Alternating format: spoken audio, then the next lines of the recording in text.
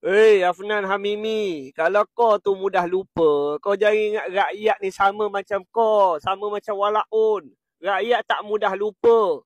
Hari ni keluarkan kenyataan, PN campur dengan MN.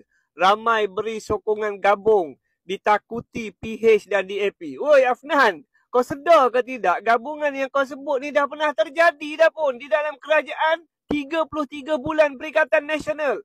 Apa yang jadi pada waktu itu? Apakah DAP dan Pakatan Harapan takut? Cerita dia tak takut.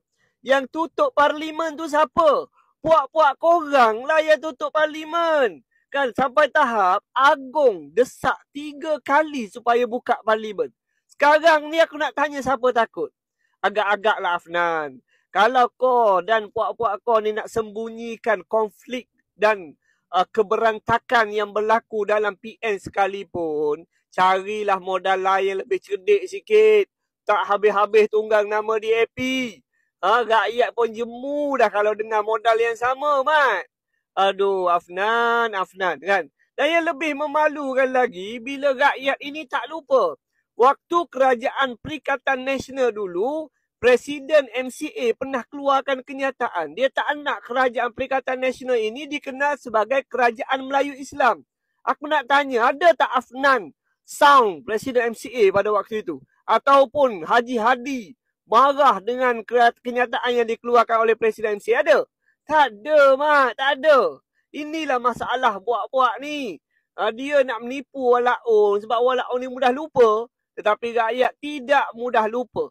Bagaimana je mereka waktu jadi kerajaan dulu. Selain daripada tak ada ketegasan, mereka juga tak ada hala tuju. Hingga akhirnya konflik dan ketidakstabilan politik berpanjangan sewaktu mereka jadi kerajaan. Bezalah dengan kepimpinan bawah Datuk Seri Anwar, bawah Datuk Seri Zahid hari ini. Yang mana berjaya menjaga kestabilan politik dan boleh merangka dasar yang terbaik untuk rakyat.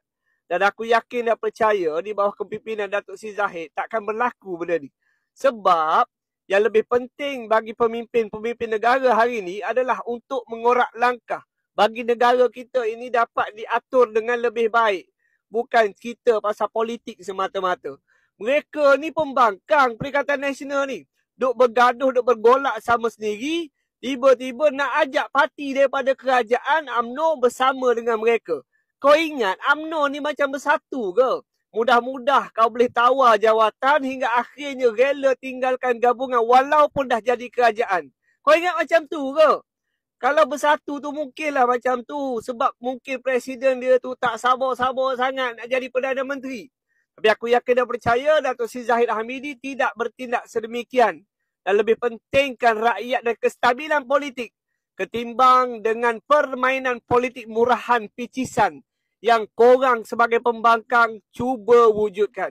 Jadi fikir betul-betul rakyat Malaysia. Dan kalau ada lagi gerakan-gerakan seperti mana langkah syaratan 33 bulan, kita sebagai rakyat haruslah bersuara dan kita sebagai rakyat perlu nyatakan